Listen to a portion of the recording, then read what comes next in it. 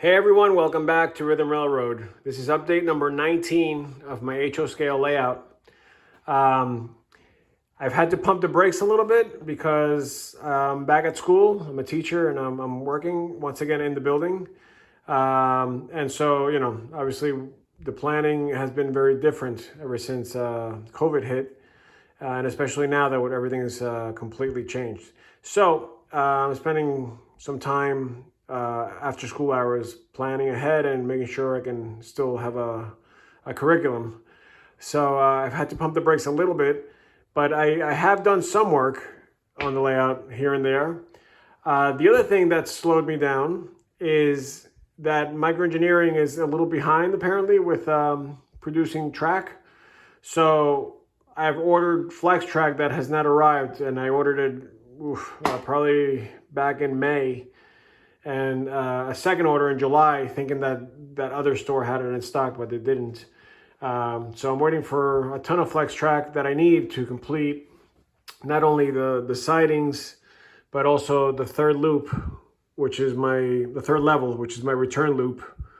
But the good news is that the third loop is completely finished, and I think I mentioned that in my last layout.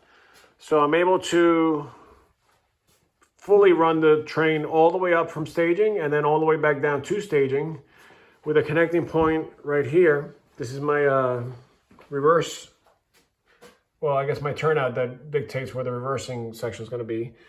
And I've decided to make my reversing section the helix itself, which I can get a very long train in there from gaps, which are like right here, all the way around to gaps that are going to be beyond this turnout here. So over there somewhere. So I'm not worried about not being able to fit a train and getting a short, because the longest trains I'm going to be running are not even close to that length. So anyways, that's progress for sure.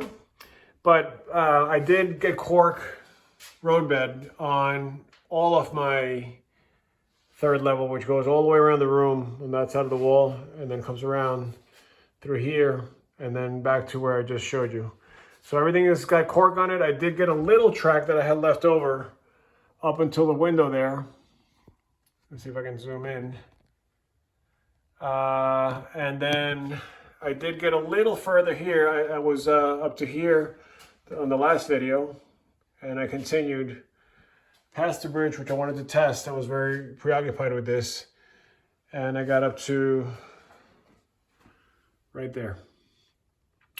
I did modify this lift out a little bit. I added like 3 more sets of spline to make it really wide, because I thought the radius was going to be, manageable, but I didn't want it to be tight. So by making it wider, I was able to kind of cheat the track both, on this bend and on that bend over there, and make it not so aggressive, because it would have been really tight. So as you can see, I cheated a little bit and just kind of swung it out a little bit further in order to avoid getting that super tight turn, especially because in this direction, I'm always going to have trains coming down this hill, because the grade here is a little more aggressive than it is on that side. So as the train's coming out of the helix, it's easier for it to climb that, which is barely anything, than this here. This is a lot steeper, as you can see. It's not excessively steep, meaning, this train should still function, but I don't want to have to, be preoccupied with whether I have enough locomotives or need helpers or something like that. So I've designated this to always run in this direction, unless I'm running something with a ridiculous amount of locomotives and I want to run the other way, whatever. But I think it'll, for functional purposes, I think that'll be better. So the reason I'm saying that is because as I'm coming down, I need this turn to not be so hard, because when you have auto racks especially, and I'm talking specifically the Intermountain auto racks with those, side panels, they tend to kind of, when the 2 cars compress, they tend to get stuck on each other as they're turning. So what I've been doing is I've been scattering them so that there's an intermountain and then there's like an Atlas and then there's like a scale trains and then I start over again, because then I don't have to deal with those side panels from the other cars, and they do work better, and I guess, you know, that allows for more reliability and less derailments. So this soft turn is going to definitely help with that situation, because the trains are going down, they're going to tend to compress as it goes down the hill. So let's go back to what I'm doing here, because where I started the video, this has been what I've been concentrating on mostly. And I kind of got it mocked up. It's not glued down by any means, and these are not even all of the structures that I'm going to be using here. I had some stuff left over from my last layout, so I decided to just prop it up to see how it would look, and I actually like it. This tank is actually something I've had for probably 25 years. It was given to me with a bunch of like leftover. Somebody had like an HO scale, and I was a kid, and they just gave me a bag full of stuff, and that was in there. But I think that's like a larger scale. I mean, it's definitely not HO, but so I don't know what scale that would be. Maybe a O, I don't know. But it's I don't know. I'll probably paint it and prop it up like that to make it part of the scene. So as you can see, this is going to be a very simple industry. I don't know if it's going to be like a chemical thing, or somebody mentioned there's industries where they basically transport grease. Like, I don't know if it's like car grease or oils or whatever, and they transport them in tank cars. But I did pick up these tank cars and I thought they were neat. So I decided to make them the 3 tank cars that will be delivered here primarily. Maybe I'll use other tank cars as well. But, you know, it was something that I could use for now. I used, for the spur, I used code 70 microengineering, which gives it a nice effect because, you know, the track, besides the fact that it's off the cork and it looks lower, it's also a much shallower rail height, which is nice. So hopefully that'll look really cool once it's all scenic and painted, and, you know, it'll look like it's not a main line, which is what I'm going for. I also, you know, this layout, I'm trying to like avoid the mistakes that I made with previous layouts. And one of the mistakes I made in the previous layouts was that I had the spurs. Oh, here comes my dog is going crazy right now. Hold on. Here's a little commercial break. I'm gonna say hi to Mango. Hi, Mango. And this is Gracie. Okay. Mango apparently lost the ball under here. So we're gonna get that for her because she's gonna freak out. There it is. She doesn't get it. Get it. Good girl. Okay. So she'll stop making noise now, hopefully. She's happy. Okay. Going back to this. So the mistake I made on my last layouts were that my spurs, my industries basically started like right at the spur. Like, you know, my building was like here, basically. So I'm trying to get them so that there's a little track before you actually hit the industry. I just think it looks a little more realistic. And I know I can't get a lot of track because I would need like a tremendous basement. I mean, this layout is big, but I don't want to sacrifice all the space just for spurs to look right or to look, you know, perfect. So with my N scale layout, which is the previous layout that I had, it was a lot easier, but I was not clear on what a spur was supposed to look like. So I made them all real tight, and, you know, I was just trying to pack like 1,000 tracks into the same little spot. So 2 things, besides making them a little bit further away from the main line, I'm also trying to push them away this way from the main line, which was another mistake I made with my last layout. I made all my spurs kind of too tight, too close to the main line, which is not realistic. I mean, some of them are, but for the most part, you need some room here to, you know, to work around the tanks, to get up on the tanks and to do whatever. And so I tried to do the best that I could within the space that I have here, within this curve. And it looks like this is the best solution right now. I didn't want to go too far that way though, because then I can barely get any structures back there. So I think this is a happy, what do they call it? Just a happy medium between all the limitations that I have, and it should be good enough. So yeah, so I like the way this is coming out. I think it's going to be nice, and it's going to serve its purpose, and that's what I'm going to probably end up with at the end. Somebody recommended putting another spur or another track here so you can do switching, but I don't think I'm going to do that. I think I'm just going to do mainline switching. It's going to be in and out, like, you know, you pull out the empties, you push in the fulls, and it's a simple switch. So yeah, so I'm just going to go right from the main line and out. But because I have a siding that's going to eventually be here, I can if we're doing work here, I can bypass with the other train coming through, so it doesn't clog up the main line. The other thing I'm doing on the main line, so this is supposed to be just basically 2 tracks, you know, a siding and a main line. And then within the siding, on that side, I have the spur. So the one back there, I have a spur that's going to go into that back corner. It's probably going to be, I think I'm just going to do like a lumber thing there where it's just 1 or 2 lumber cars, like a center beam cars. And then on this side, I want it to be a bigger industry that's going to stretch all the way to the corner. So it's either going to be some kind of grain elevator or a cement plant. I bought the Walters cement thing, and it's a huge structure, but I'm actually going to kit bash it and stretch it out even further. I want it to look very industrial, and you know, I want it to take up a lot of space, but not, you know, not depth, just length. So, you know, it's got that giant cement pipe that is in the middle of the structure, and a big building and a few buildings. So I think I'll be able to get it in there and still have enough space to model a nice long stretch of tracks with, you know, plenty of whatever I'm doing, like covered hoppers or whatever. So that might end up there. It might not, but the point is that, again, I wanted to make sure I didn't make the same mistake by making this turnout too close to the corner, and then I'm stuck. So that's why I started real far back here for that. And I was even thinking maybe I should put this turnout here and cross them so that there's more track there, but I didn't want to mess with crossings and things like that. So yeah, so the double track here, or the siding and the main, would continue. I gotta get this thing out of here eventually. It's getting cooler now, so I can probably get it out soon.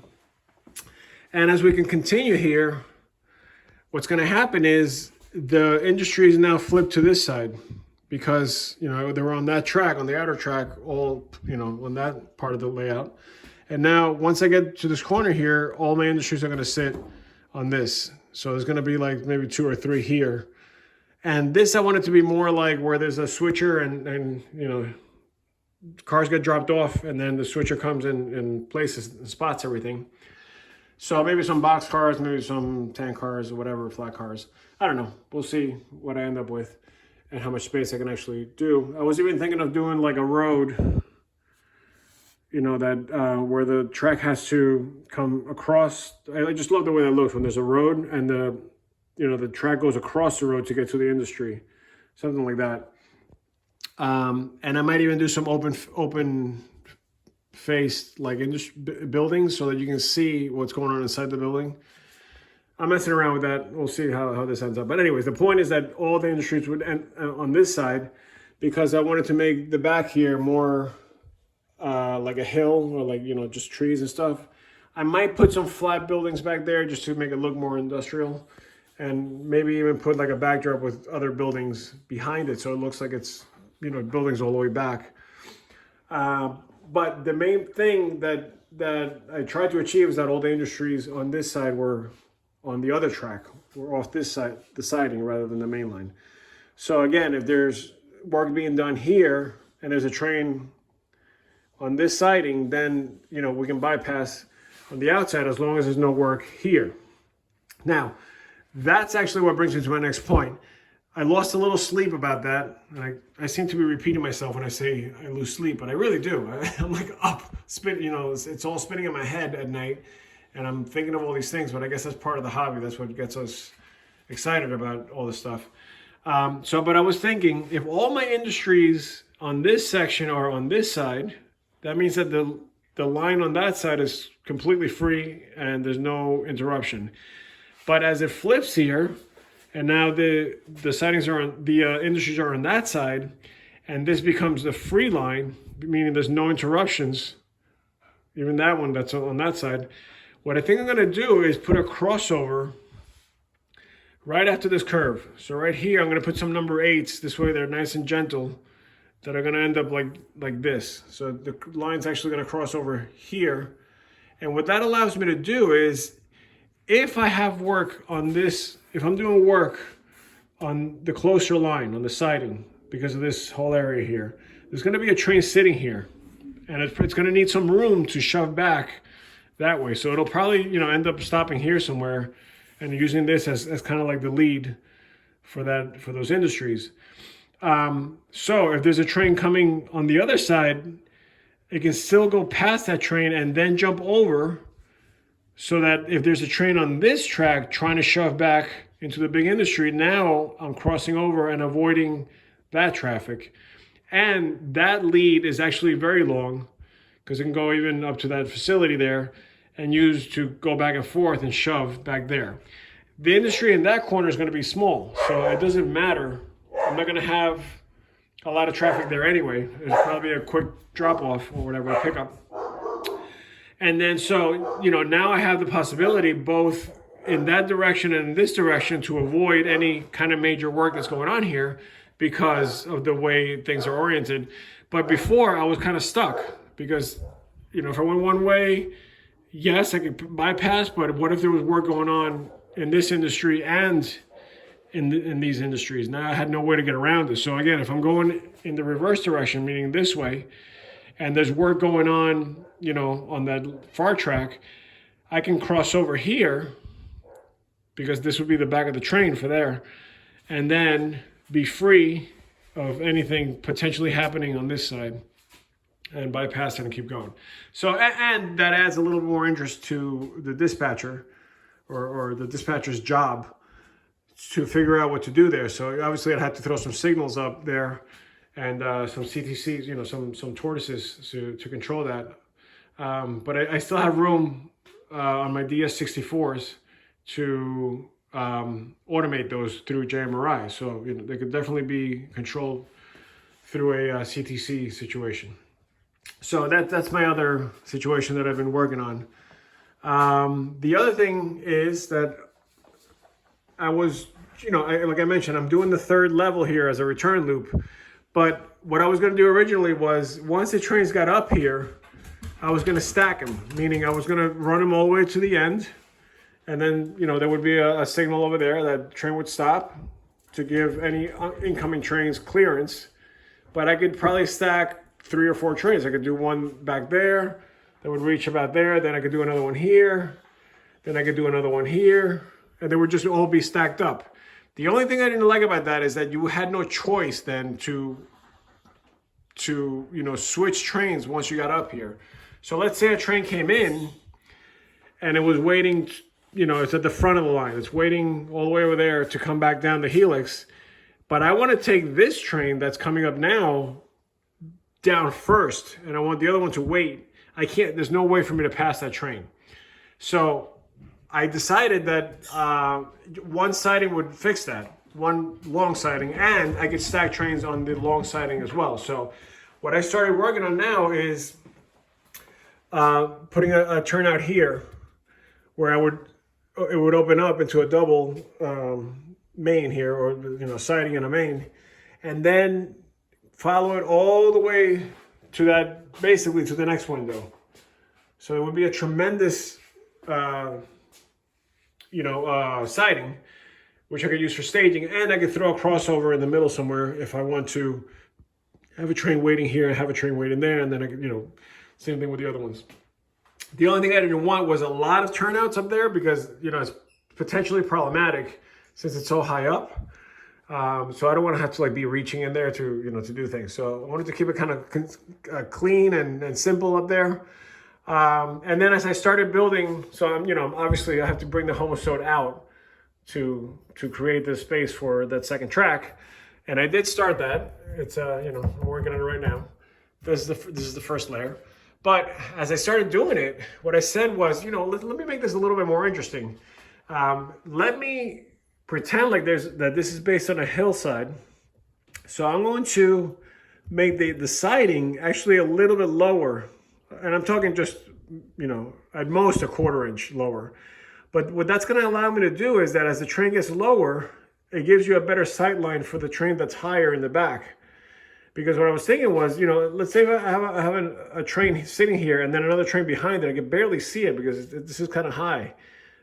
This is at 5 feet, probably 8 inches, maybe even 6. But it's hard to see behind there. So that's why I wanted to keep this benchwork narrow, which I have done. But I figured, I bring this down a little bit. Not only will it make it more interesting because it'll give you a different perspective, and it's not really going to affect the grade that much because this grade is like barely 1. I mean, I don't even think it's 0.3. It's tiny percentage. But now when I started doing that, I was like, all right, so you can see I brought it down here. There's that about 1/2 inch or 1/4 inch right here. So the next, the line's going to sit at this level while the other one is up higher here. So I thought that would be a little interesting. Obviously leave a little space in between to bring the ballast down and not make it look, forced. But as I got here, I was like, you know what, let me kind of have some fun with this. So what I did is I brought it out. So it's lower and it's further away and it's a little twisty turny. So it comes out and then it comes back in over there, just trying to get a better angle. And then it reconnects at the window at the same height. So yes, there is more elevation gain here on the outside, but it's not any more aggressive than the stuff that I have on the main part of the layout. So I don't have any issues with, I shouldn't have any issues with getting trains up that thing if they've already made it up the helix. I mean, the helix is the most aggressive thing I have, and they're making it up there fine. So, and then, what I thought was, well, maybe I'll make like a little hillside here with trees, it'll just make it kind of cool. And, the train could go behind and, it'll look more 3-dimensional, especially if I have a photo backdrop with trees back there. It'll look really deep. And it'll just, be potential for more visual interest there as it makes its turn and then reconnects on what would be, that window platform.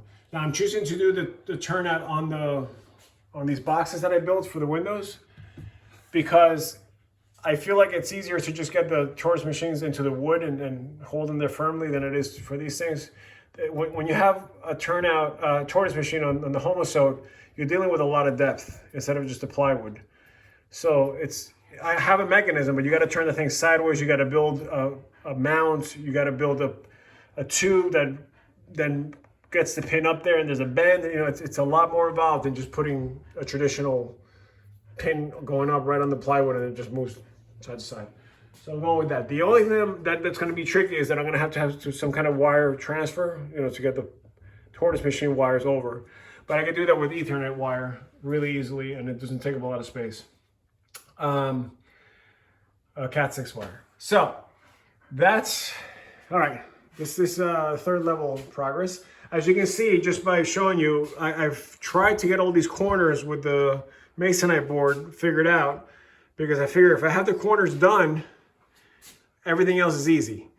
But the corners are a little bit tricky, especially because the material I got this time is better, meaning it doesn't bend, it doesn't lose its shape like my old material did. The Masonite that I got for my old layout was thinner and it was very flexible, but with heat and moisture and whatever, it got really weird. It started to just bend everywhere. And then all my photo drops were bubbling up because they kept changing shape. So I decided to go with a little thicker material. The only problem is that this thicker material is not as flexible as you can imagine. And it's what I ended up with was a material that's not made the same as the other stuff. So I don't know if it's better or worse, but it's definitely not as flexible as you can see here, because I tried to go real tight. I actually had the bend here, just like up here, but it was a little bit further back in the corner.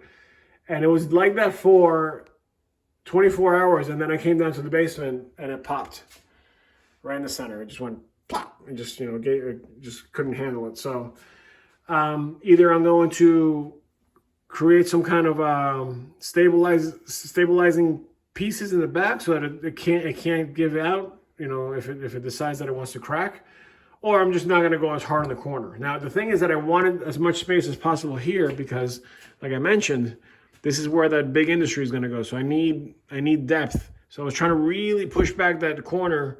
I don't want a corner. I want, a curve, but, this stuff is not as flexible, obviously. But I do want to keep the material consistent. So I don't want to have like a different kind of backdrop here and then it changes again. And then you get the seam doesn't work right. I mean, I guess I could plaster over it. Maybe I'll do that. I don't know. I got to figure it out. But if that doesn't work, then I might just have to bite the bullet and just kind of corner it. And, if I have a large building back there, you'll barely see the corner anyway. So maybe I'll do that. Because the tallest building on that structure, I think, is like 11 inches. So there's only about a foot here. So it might be perfect. And we'll just hide the corner with that building. I think I just made up my mind. That's how things work. When I explain them, I seem to, think about it even more in depth than when I'm just sitting here thinking about it. Yeah, so all the corners, most of the corners are done. Then the last thing I wanted to show you guys, because I'm not sure, well, I showed you this, I think, on the last update, which is I'm just building the skeleton so I can figure out the mountain. The only thing I was contemplating is whether I should make the mountain go all the way up over the helix, or if I should just make it go up to here and then make the helix the backdrop with sky. So I would bring the sky, up to like this high. And the only thing that's going to help me do is kind of make the mountain a little bit more, I don't want to say realistic, because there are some really big mountains, obviously, everywhere. But the area that I'm modeling doesn't have these enormous things.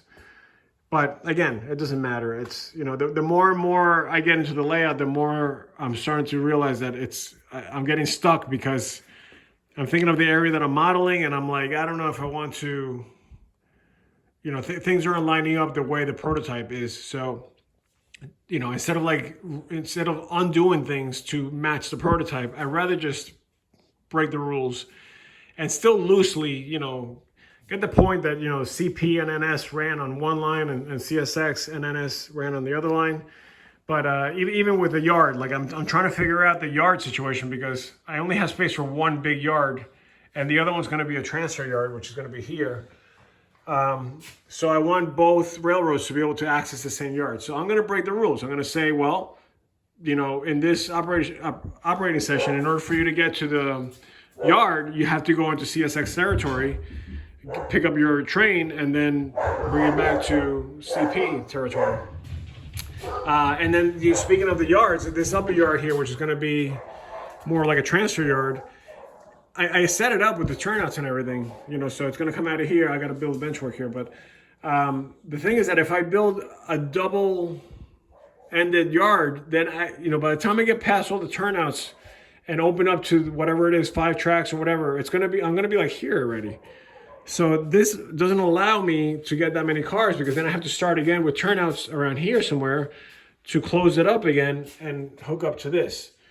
So what I think I'm going to do is make it a stub-ended yard where all the tracks go that way and terminate over there. That'll buy me a bunch more room, because now I can take the tracks all the way to the end here, or closer to that track, without making it look silly, rather than using the space for for all these turnouts. So I think what I'm going to do is use this to make an arrival departure or a siding here, which I need anyway. Obviously parallel to the main line, and then that end is where all the turnouts are going to open up, and then straight back to, like I said, like around here somewhere. I might have like a little, locomotive thing at the end here or whatever. But the reason I want to do it in this direction is because this is going to be very like neutral. There's nothing really going on here except like mountains and maybe a little town over there or whatever. So there's no industry is what I'm trying to say. This actually acts as a perfect bleed for that yard. If I really want to push it, what I was thinking of doing was putting another turnout. Well, I guess I can't do that. I was gonna say making a lead here where I can, have a double bridge here, a double track bridge, and then use that as like a way to work on the yard while the other train just passes through. Maybe I can do it if I put a double slip or something there. I don't know. I gotta figure it out. Okay, cool. So let's get back to this thing. This is what I was working on last night. So I have this situation here where, and I've explained it in other videos, where when I built this gate, which I'm really happy with. So don't get me wrong. I'm not saying I don't like it. What I'm saying is that when I built it, I made one little mistake that's causing me a headache, but it's too late to undo what I did. So the headache is that when I built it, I didn't put the supporting bracket under this side for this part to line up.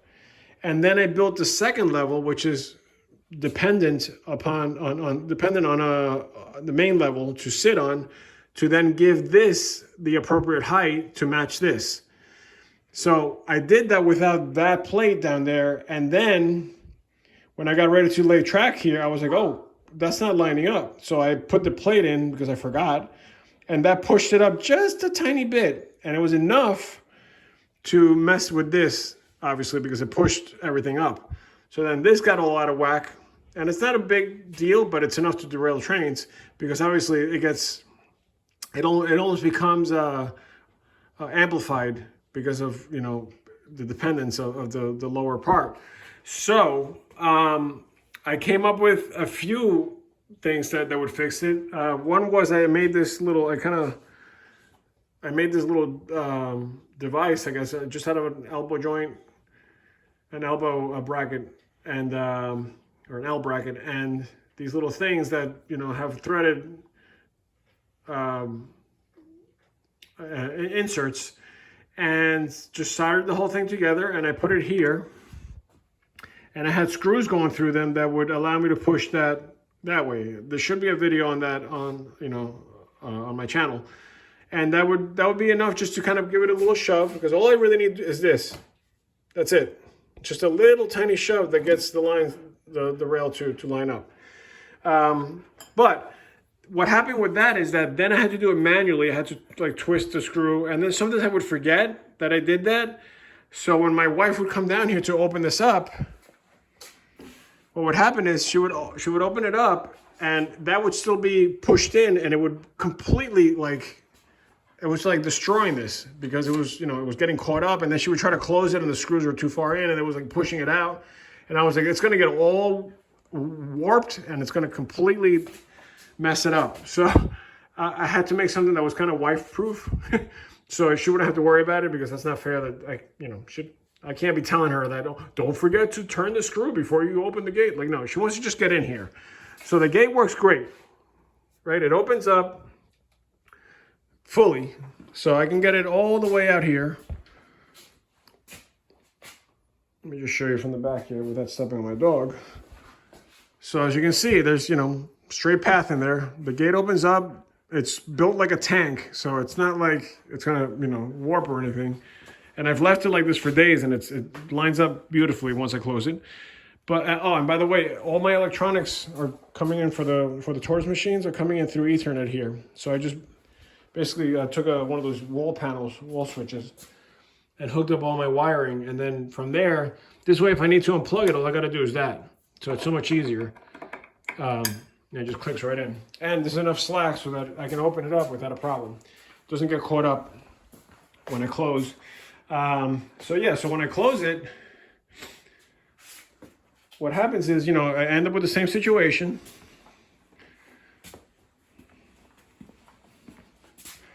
So this closes like this.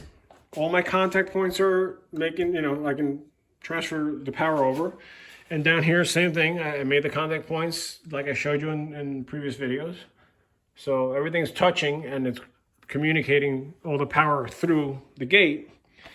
But I have this situation. So what I did was I came up with this little nifty thing here. It's not perfect by any means, but it does the job. So again, remember what I had to do was get something to push this side over to line that up.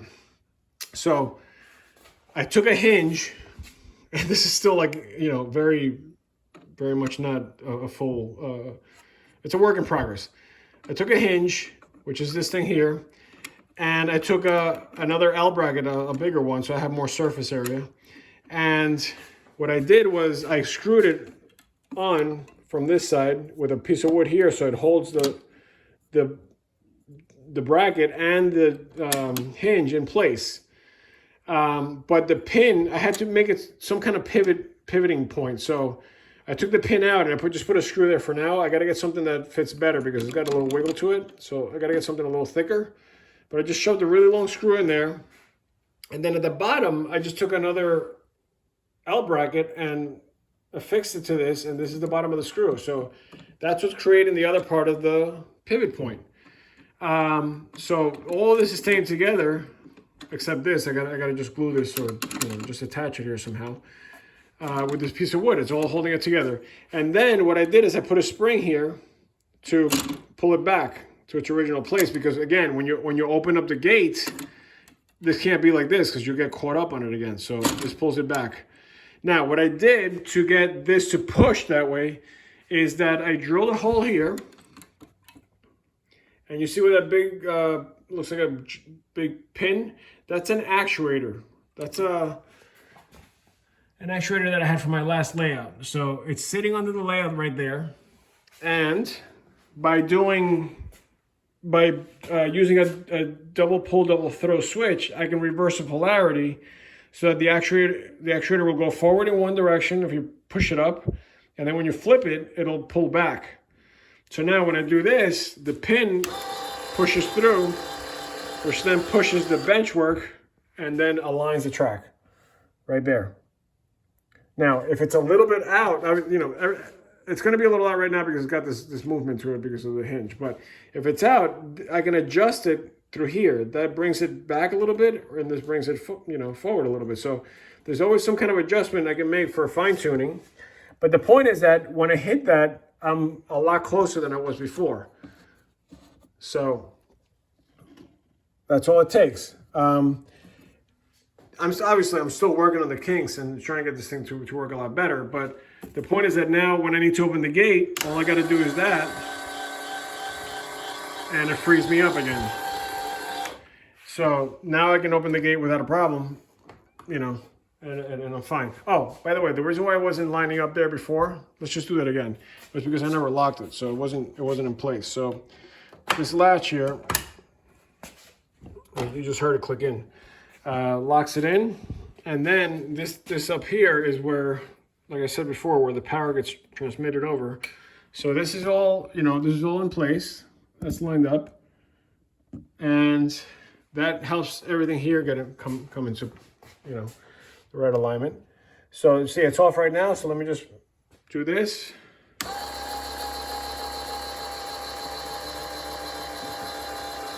And that should be closer.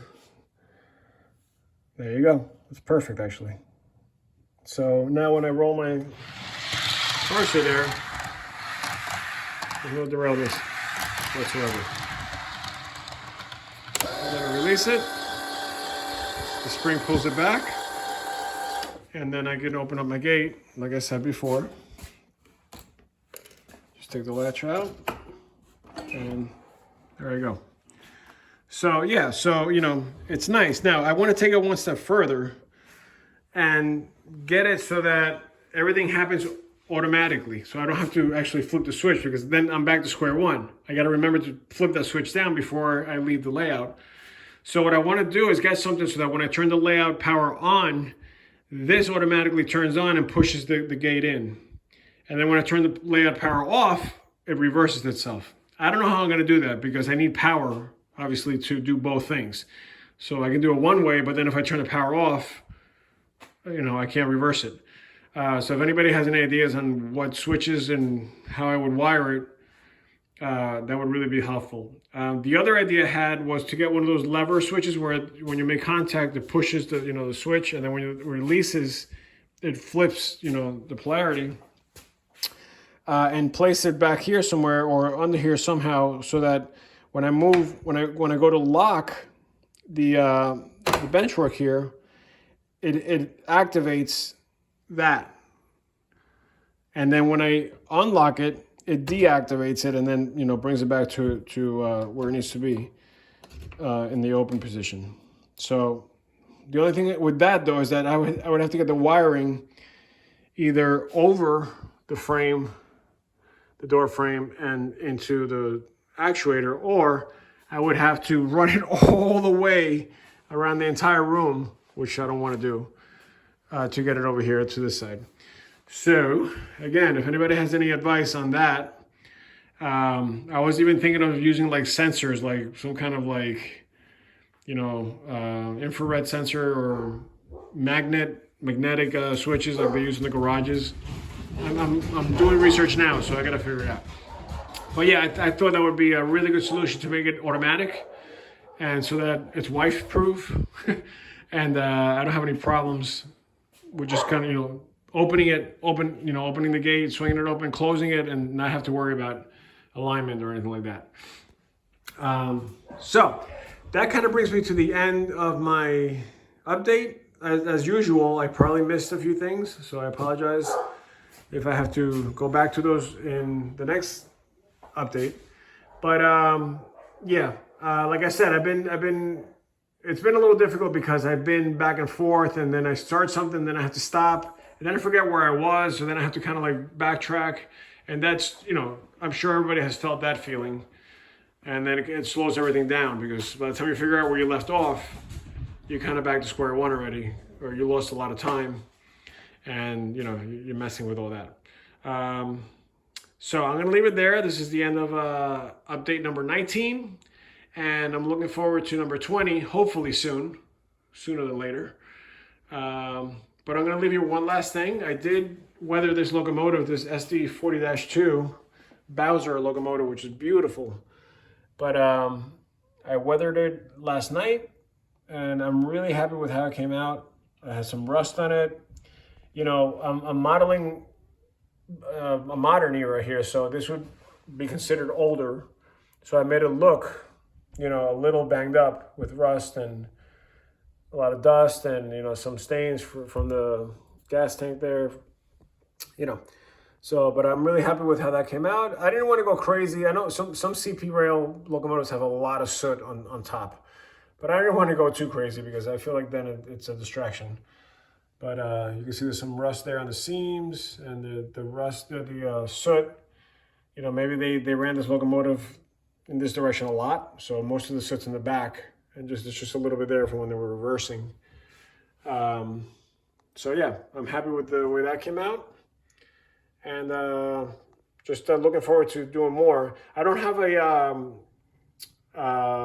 airbrush, an airbrush right now, so I've been using just paint, acrylics, and just, you know, powders and things to get my results like this, and some washes also with the acrylics as well. So that's the end of the video. All right, thanks for watching.